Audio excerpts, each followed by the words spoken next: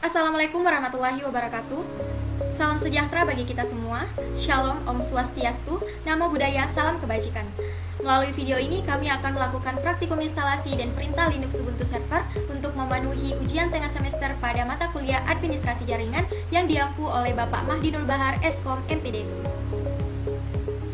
Perkenalkan, kami dari anggota kelompok 11 yang beranggotakan Mufaizal, Putri Fariza, dan Mufauzan Putra. Sebelum masuk pada praktikum, kita perlu mengetahui apa itu Ubuntu Server, Linux, dan konsep server client.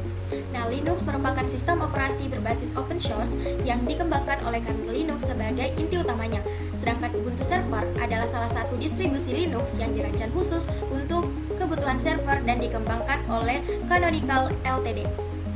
Sedangkan konsep server client adalah arsitektur jaringan di mana satu atau lebih perangkat klien berkomunikasi dengan server untuk meminta layanan atau sumber daya tertentu. Adapun tujuan dari praktikum ini, yang pertama untuk memahami konsep dasar sistem operasi Linux, khususnya Ubuntu Server. Yang kedua, bagaimana kita mengetahui cara menginstal Ubuntu Server menggunakan virtual machine. Kemudian yang ketiga, bagaimana kita menyelesaikan proyek instalasi dan konfigurasi Ubuntu Server. Adapun alat dan bahan yang kita butuhkan, yang pertama adalah VirtualBox, kedua perangkat komputer atau laptop, ketiga file ISO Ubuntu Server, kemudian PuTTY atau terminal CU untuk akses remote. Nah, dalam praktikum ini terbagi menjadi 3 tahap. Yang pertama adalah tahap instalasi Ubuntu Server, kedua tahap eksplorasi perintah dasar Linux, dan yang ketiga adalah implementasi dan uji coba. Berikut merupakan praktikumnya. Nah, langsung saja kita membuat video tutorial cara untuk penginstalan Ubuntu Server. Yang pertama kita lakukan yaitu klik pada bagian New, lalu tambahkan nama.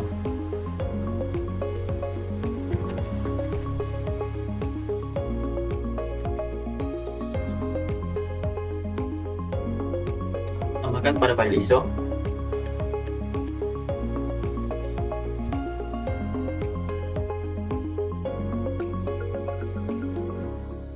Dan klik finish.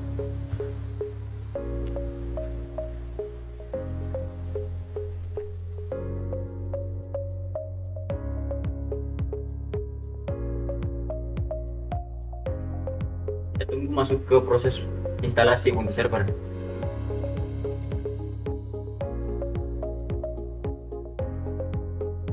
Pada tampilan di sini kita disuruh memilih bahasa. Kita pilih bahasa Inggris lalu klik enter. Setelah itu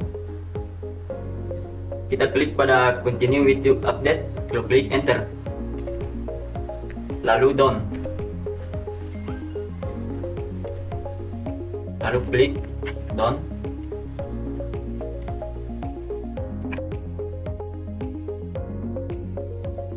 Klik lagi pada bagian done, lalu pilih pada bagian bawah lagi done, lalu continue. Nah, pada bagian ini kita tambahkan nama, contoh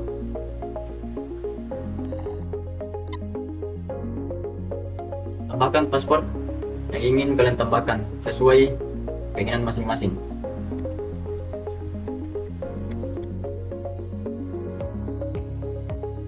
Lalu klik done, enter. Nah, pada bagian ini kita pilih pada bagian continue. Lalu klik lagi done. Nah, di sini kita masuk ke proses instalasi. Kita tunggu sampai selesai. Nah, di sini pada tahap instalasi sistem sudah selesai. Selanjutnya kita pilih reboot, klik enter. Ubuntu Server siap digunakan. Selanjutnya saya serahkan ke rekan saya. Terima kasih. Nah, selanjutnya kita masuk ke eksplorasi perintah dasar Linux yang terbagi menjadi 5 bagian. Yang pertama adalah navigasi sistem file, kedua manajemen file dan direktori, ketiga manajemen pengguna dan hak akses, yang keempat manajemen jaringan, dan yang kelima itu manajemen paket. Nah, pada video ini kita akan mencoba 5 bagian tersebut. Nah, yang pertama itu navigasi sistem file. Nah, terdapat 3 perintah dalam navigasi sistem file ini. Yang pertama adalah perintah pwd. mana maksud dari perintah pwd ini untuk menampilkan lokasi direktori saat ini. Nah, seperti ini. Kemudian untuk melihatnya lagi, kita akan mengetikkan perintah dasar lx. Kita dapat melihat daftar file dan direktorinya. Nah, kemudian untuk berpindah antar direktori atau masuk ke dalam sebuah direktori, kita perlu mengetikkan perintah cd. Contohnya seperti ini, kita ingin masuk ke direktori home. Jadi kita mengetikkan cd home. Nah, seperti ini sudah masuk. Nah, kita masuk pada tahap selanjutnya, yaitu manajemen file dan direktori. Nah, terdapat 5 perintah dasar Linux, yaitu yang pertama mkdir untuk membuat direktori baru. Kita coba buat dengan nama direktori 11. Kemudian kita masuk pada direktori kelompok 11. Kemudian kita membuat file baru dengan perintah dasar touch yang bernama adminjar. Salah pengetikan, kita coba lagi. Kita lihat apakah berhasil. Ya, berhasil. Ini sudah muncul namanya, yaitu adminjar. Nah, selanjutnya saya akan membuat direktori baru.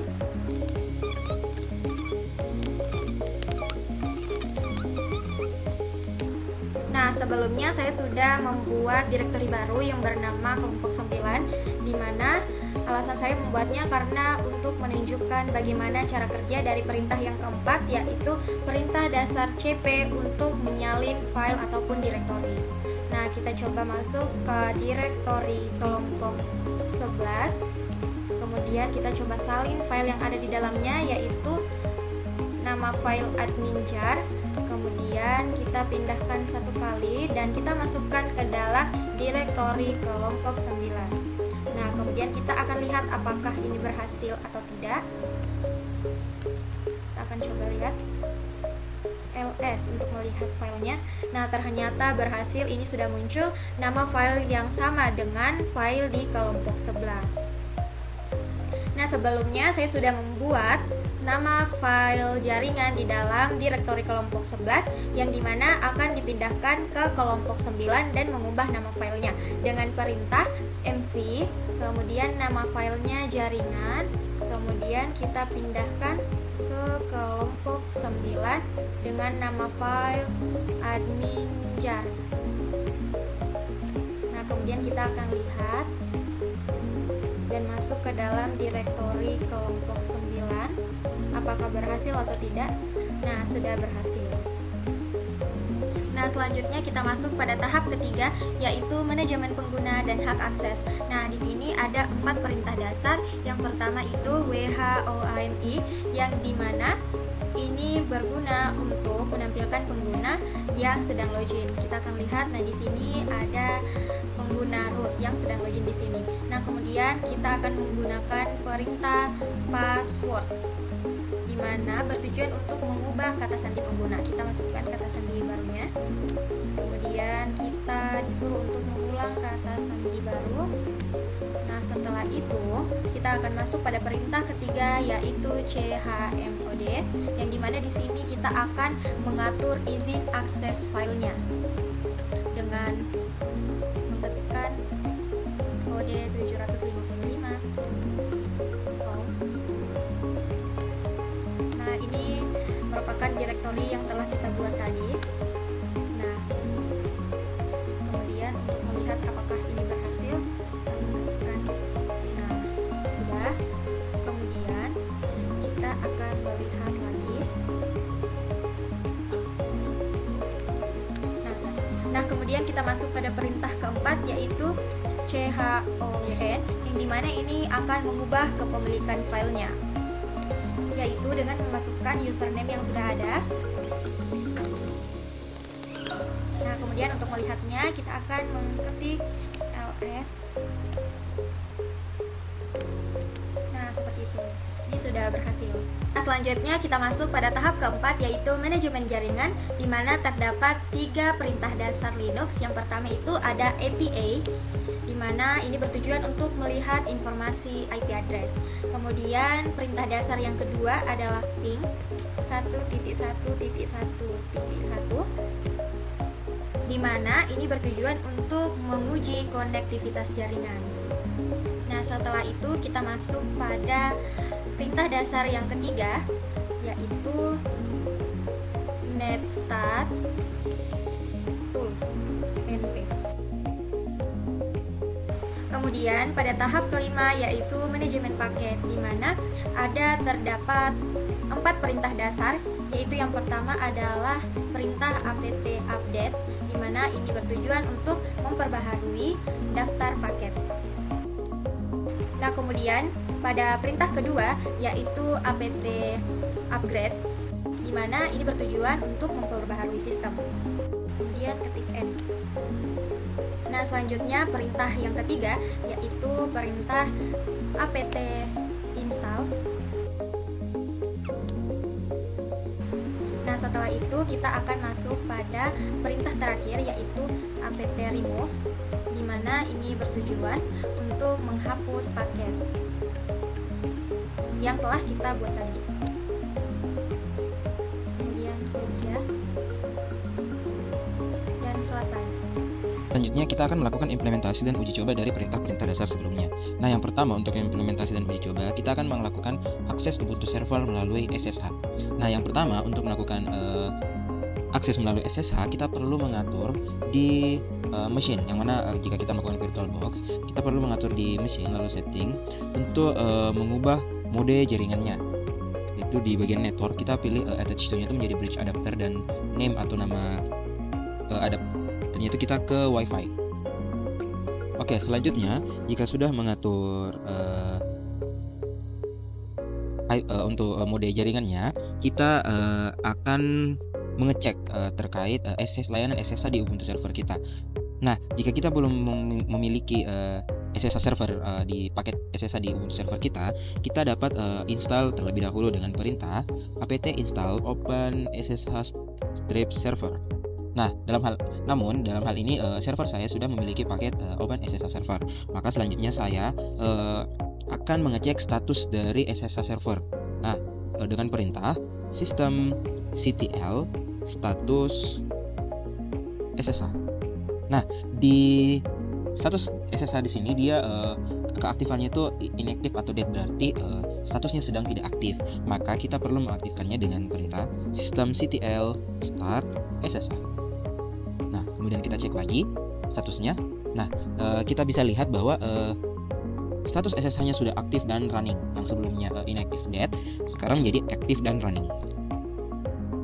Oke, selanjutnya karena kita telah mengubah mode jaringannya dari NAT menjadi bridge adapter atau dari mode apapun itu, nah kita perlu mengecek IP address DHCP dari bridge adapternya dengan perintah IP spasi A.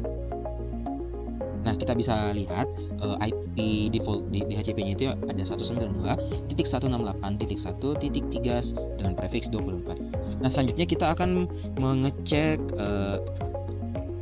akses Ubuntu server melalui SSH dari Windows client, yang mana Windows yang saya gunakan adalah Windows bawaan dari laptop saya. Nah, untuk mengecek akses menampilkan aksesnya, kita bisa menggunakan perintah SSH username at IP address, yang mana username-nya di sini adalah admin server 1 at IP address, yang tadi itu ada 192.168.3.1 kemudian .13. Oke, sebelum kita memasukkan perintah admin SSH-nya, kita bisa cek ping ke IP tersebut apakah sudah terhubung atau belum. Oke, kita ping terlebih dahulu. Nah, bisa kita lihat bahwa ada akses antara klien dan server. Kemudian kita bisa cek SSH-nya dengan perintah yang sebelumnya, yaitu SSH username, di mana admin server 1 sebagai username-nya, at IP address 192.168.1 dan .13. Di sini are you sure want to continue connecting? Kita pilih yes. Mana passwordnya kita masukkan.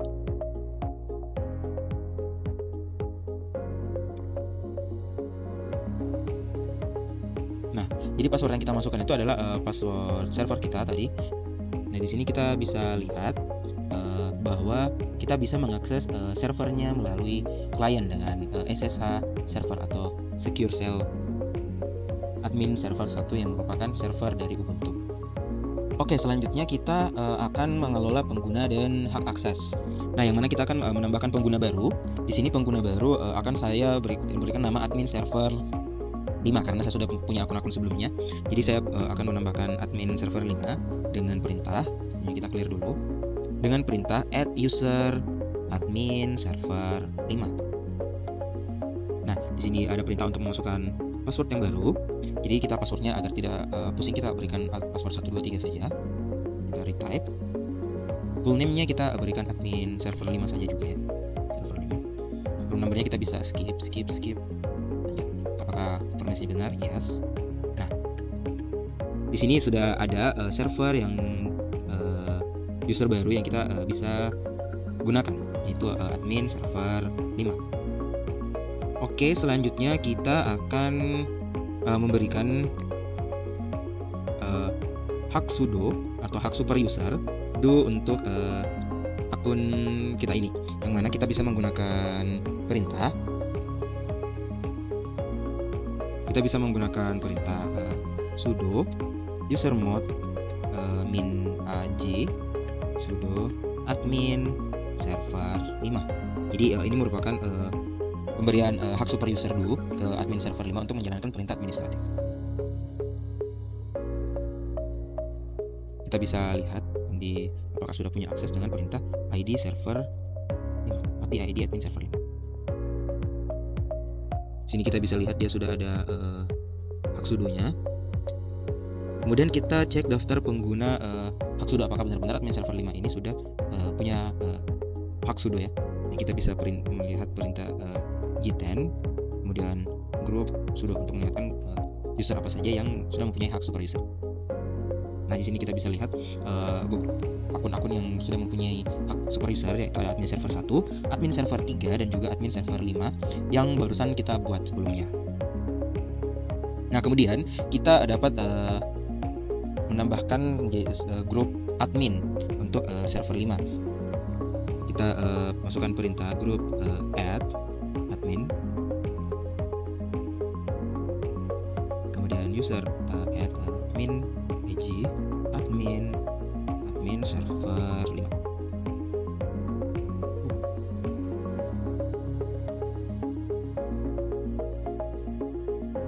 Oh, maaf, ada kesalahan. Kita clear dulu. Tadi seharusnya itu bukan user tapi user mod. Jadi min aj lalu admin server 5. Oke, selanjutnya kita bisa mengecek dengan perintah admin server 5 apakah dia sudah masuk di grup admin. Nah, jadi admin server 5 sudah masuk ke dalam grup admin server 5. Selanjutnya bagaimana jika kita ingin menghapus admin server dari grup admin? Gitu. Jadi kalau kita ingin menghapus menghapus pengguna dari grup admin, kita hanya perlu memberikan perintah del user nama servernya, nama admin servernya, admin server 5, lalu nama grupnya admin. Kemudian lalu ketika kita ingin menghapus grupnya, kita hanya perlu melakukan perintah grup del admin. Namun dalam hal ini saya belum ingin menghapusnya karena saya ingin memberikan manajemen pengguna dan akses lainnya. Tuh. Nah, jadi selanjutnya kita akan melakukan manajemen pengguna dan hak akses lainnya untuk admin server 5. Nah, kemudian perintahnya itu kita bisa, itu ada who am I, yang mana kita bisa mengecek pengguna yang sedang login saat ini. Nah, jadi pengguna yang login saat ini itu ada akun root. Nah, jadi tadi kita sudah melakukan pengaturan untuk pengelolaan pengguna hak akses untuk user baru yang kita buat di dalam, yaitu admin server 5 yang kita berikan hak sebagai super user sehingga dia bisa melakukan perintah OMI, penggantian password atau chmod, chao dan segala macamnya untuk manajemen akses file. Nah, selanjutnya kita akan melakukan konfigurasi jaringan yang mana kita perlu cek IP kita sebelumnya. Nah, jadi IP ini sempat berubah ya. Seharusnya ini di IP sebelumnya, cuman sebelumnya kita sudah melakukan tes konfigurasi. Nah, jadi itu adalah IP yang lama. Kita bisa mengubah IP-nya dengan perintah / kita bisa mengecek terlebih dahulu di mana lokasi konfigurasinya, yaitu di netplan. Nah, kita bisa melihat lokasinya itu yang mana ada di init cloud. Tuh, kita bisa lihat. Nah, jadi init cloud yang kita gunakan yaitu 50 cloud init YAML. Jadi kita bisa langsung saja DC lalu netplan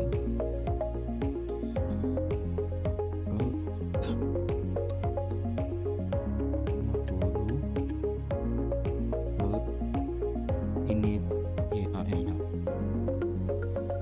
Nah, ini adalah konfigurasi sebelumnya karena tadi saya sempat mengetes. Jadi kita bisa ubah, mungkin kita kesini ganti jadi 100 ya, jadi 100.10. Kemudian kita yang awalnya di HCP-nya adalah true. Nah, dia adalah true karena sebelumnya dia ada di HCP, yang kita ubah menjadi statis negatif. Kalau di HCP harus true. Namun kalau statis kita ubah menjadi false. Kemudian kita masukkan IP address, kemudian name server dan address IP Google untuk terhubung ke internet. Kemudian kita tekan tombol Ctrl X untuk menyimpan. Kita yes, enter. Nah, selanjutnya kita simpan hasil konfigurasinya dengan cara netplan apply. Nah, kemudian kita bisa cek IP-nya. Nah, jadi IP-nya sudah berubah ya, dari yang awalnya tadi 10.10 menjadi 192.168.100.10.